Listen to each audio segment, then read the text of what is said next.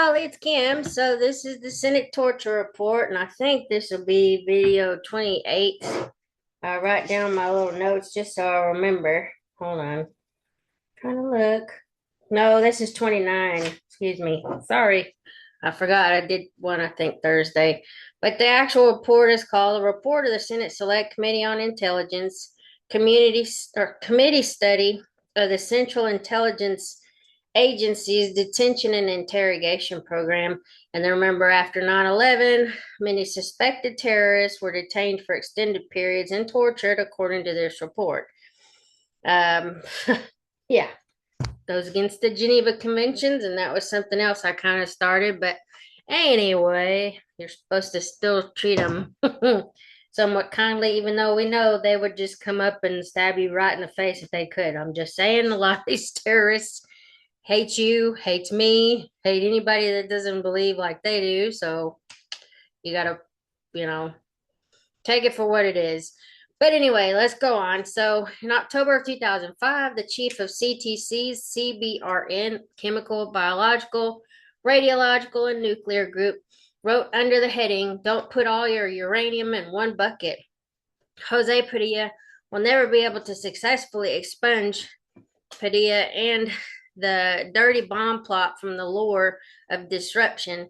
But once again, I'd like to go on the record that Padilla admitted that the only person he came up with this hold on, that the only reason he came up with this so-called dirty bomb was that he wanted to get out of Afghanistan and figured that if he came up with something spectacular, they'd finance him. Even KSM says Padilla had a screw loose. He's a petty criminal who is well versed in U.S. criminal justice. He's got a rap sheet as long as my arm.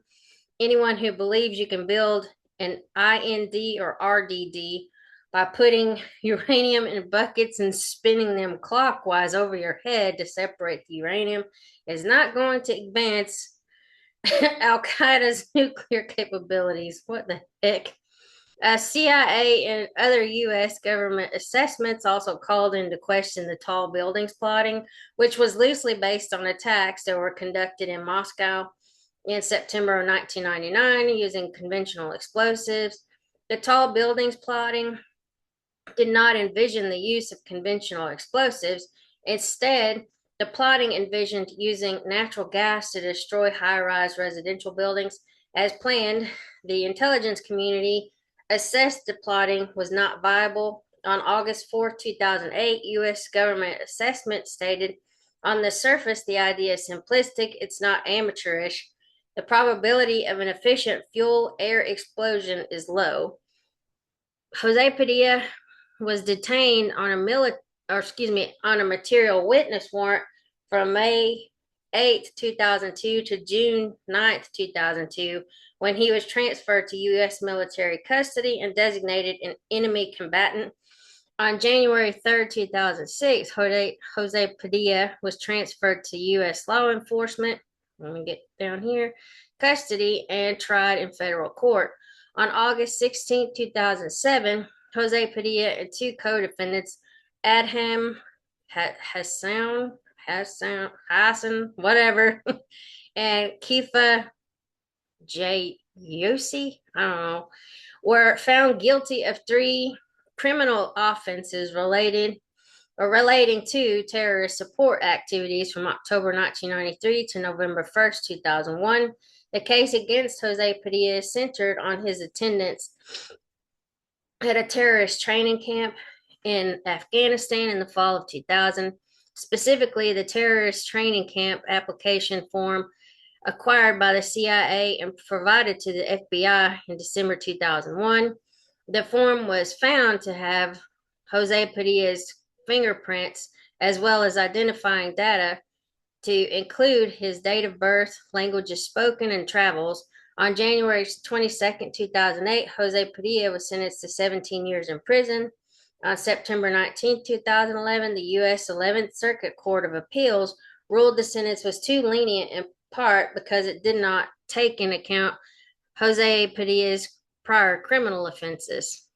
After being detained in Pakistan, Jose Padilla's associate, Binyam Mohammed, was rendered by the CIA redacted on July something 2002, where he was held by the redacted government.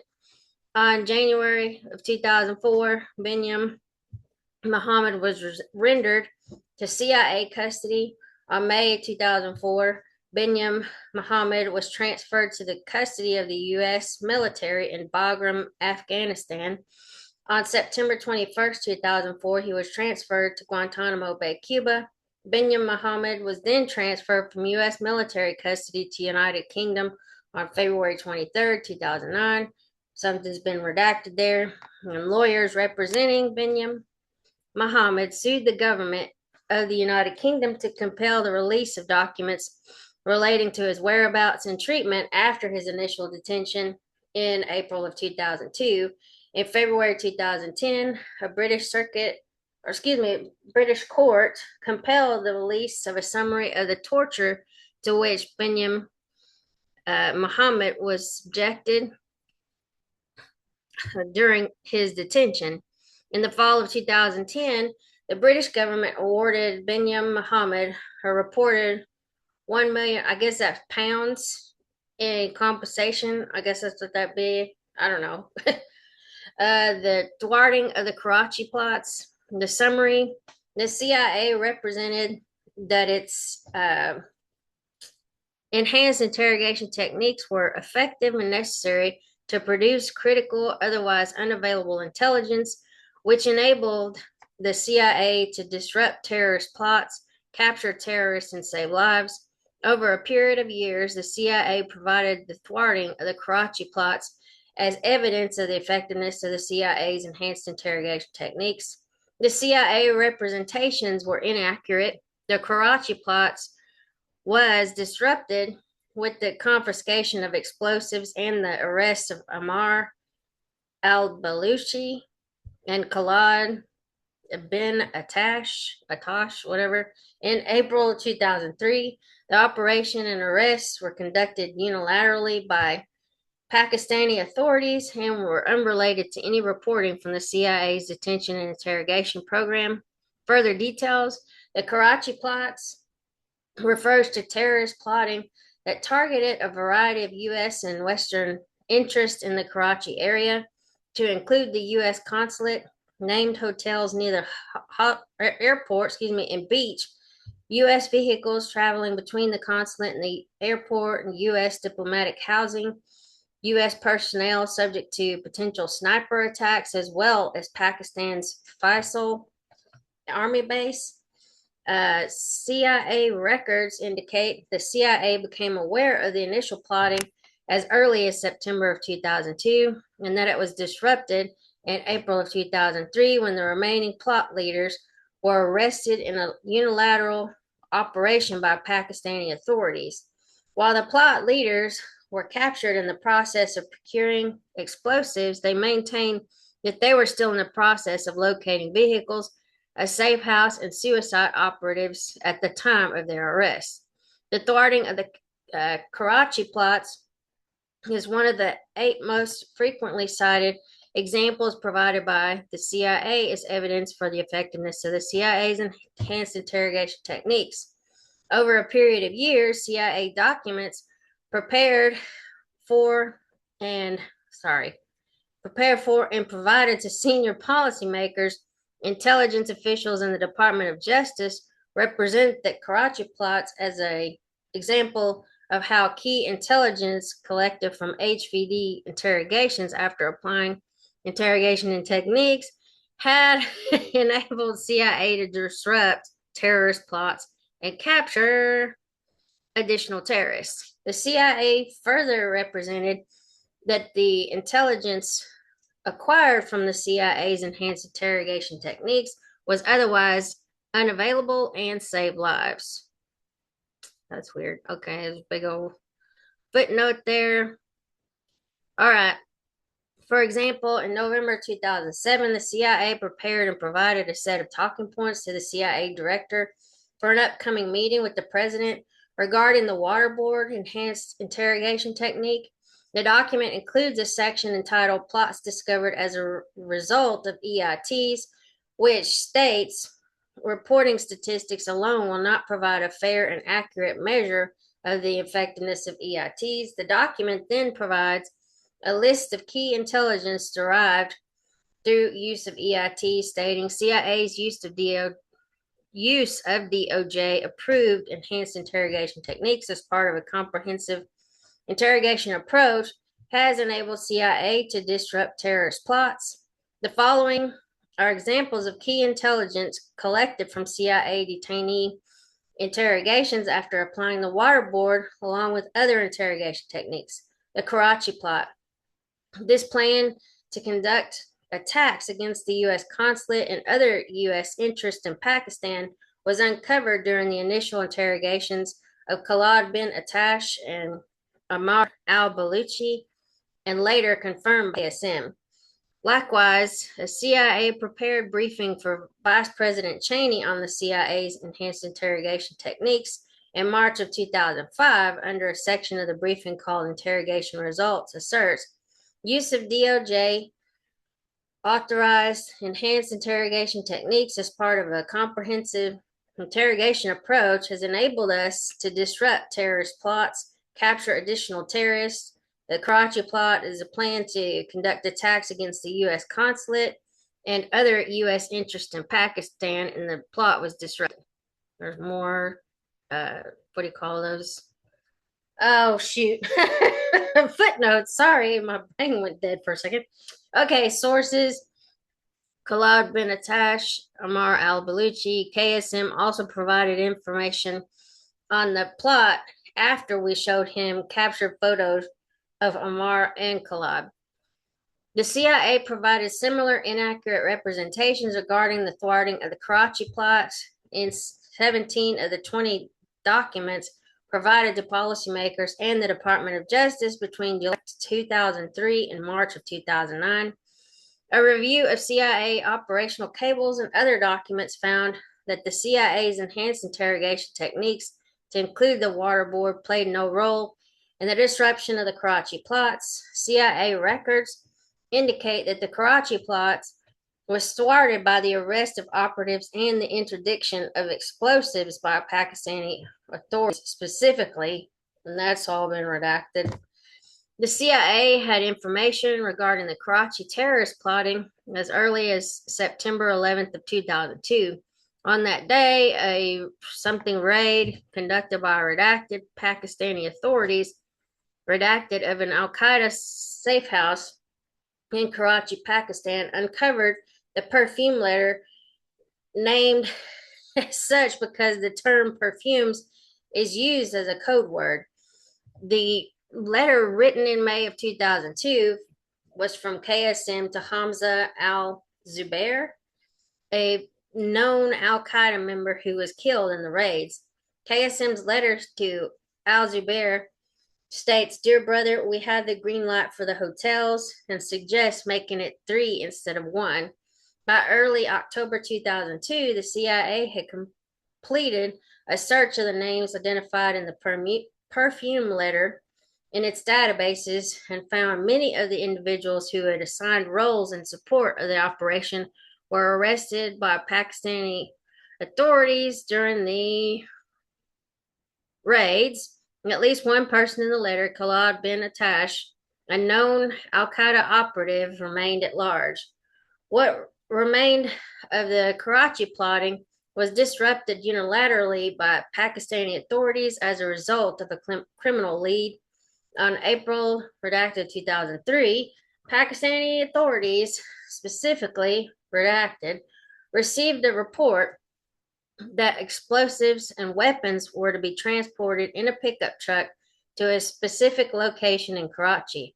Pakistani authorities made arrangements to intercede, and on April 29, 2003, they intercepted the vehicle and confiscated explosives, detonators, and ammunition.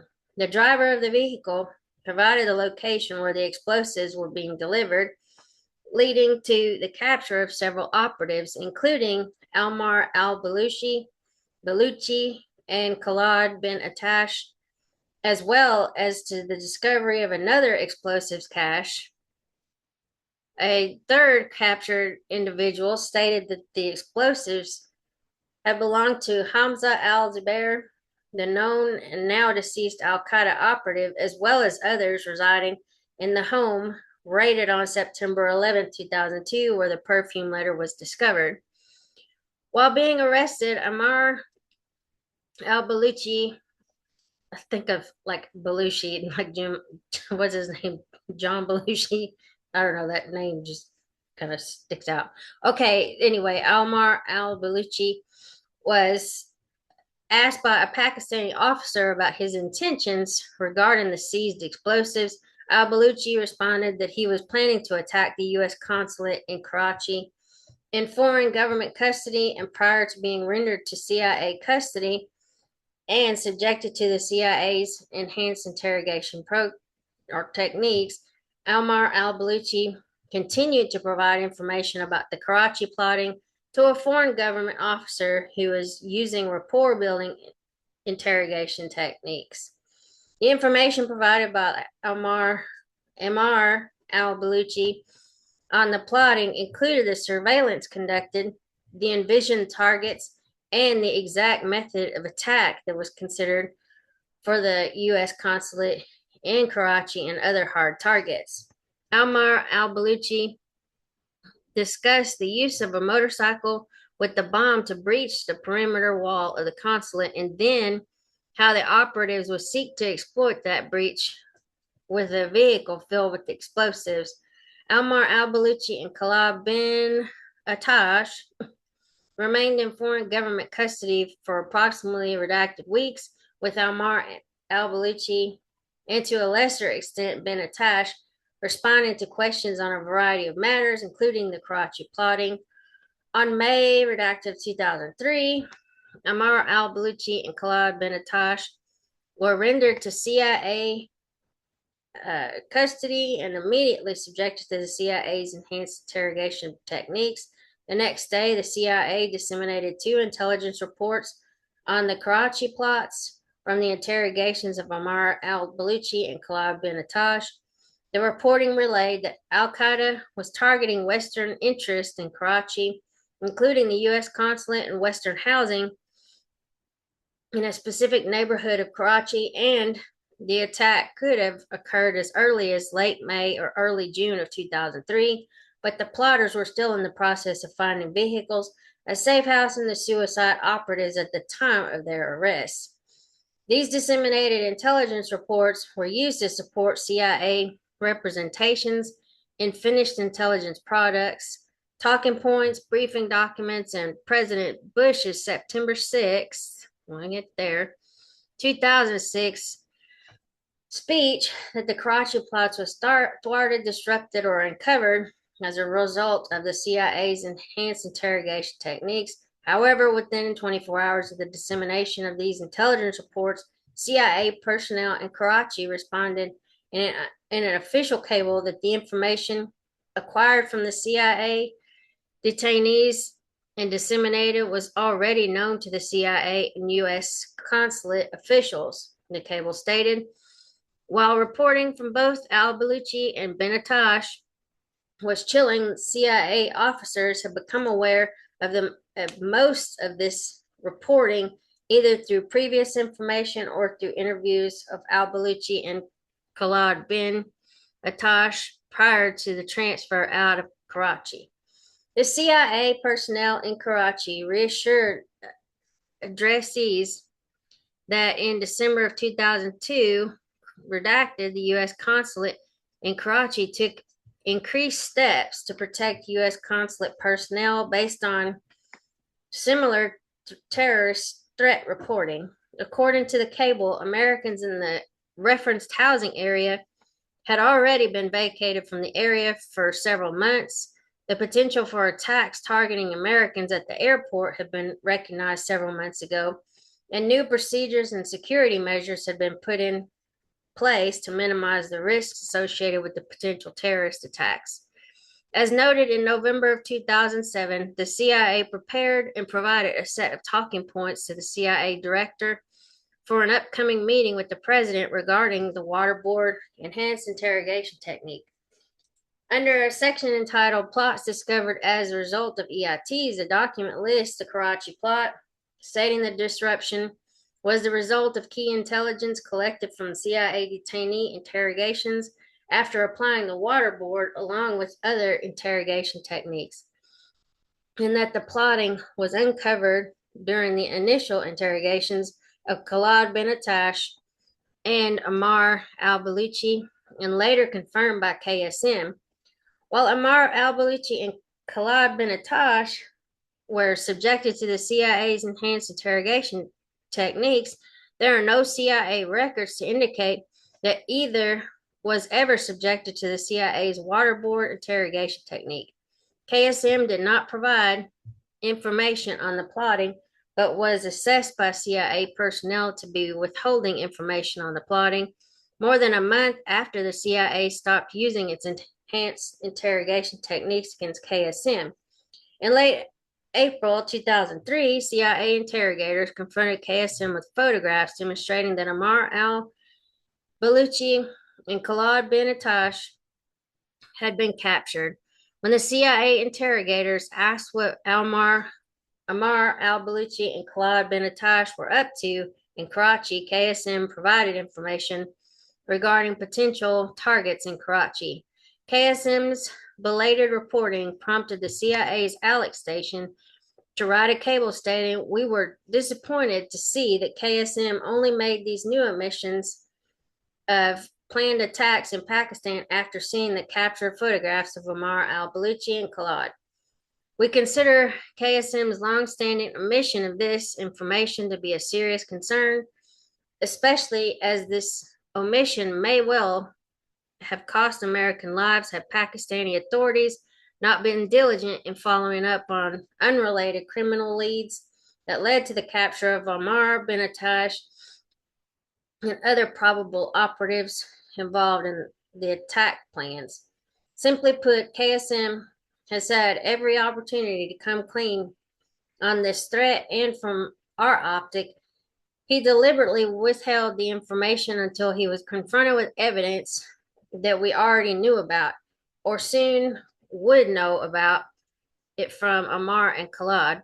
KSM's provision of the Pakistan threat reporting only after he was made aware of the capture of the attack planners is viewed as a clear illustration of continued and deliberate withholding of threat information, which he believed had not yet been compromised. Ammar al-Baluchi, Khalid bin Attash, and KSM remained in CIA custody until their transfer to the U.S. military custody at Guantanamo Bay, Cuba, in September of 2006. All three remain in U.S. military custody. The thwarting of the second wave plot and the discovery of the Al-Ghuraba group. Gurab, I think there's some ways to pronounce that, but anyway, I can't pronounce it right. Okay, summary. The CIA represented that its enhanced interrogation techniques were effective and necessary to produce critical, otherwise unavailable intelligence, which enabled the CIA to disrupt terrorist plots, capture terrorists, and save lives. Over a period of years, the CIA provided the discovery and or thwarting of the second wave plotting and the discovery of the Al-Ghuraba group as evidence for the effectiveness of the CIA's enhanced interrogation techniques. These representations were inaccurate.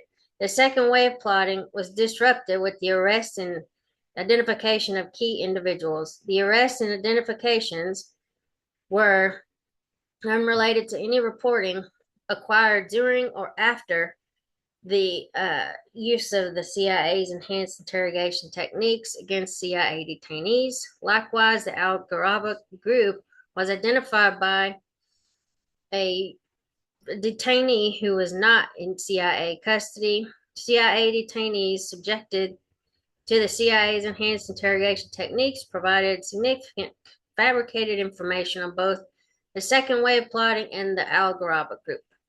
Okay, I'm going to stop here and then we'll just maybe record another one. But anyway, I'll talk to y'all later. Bye.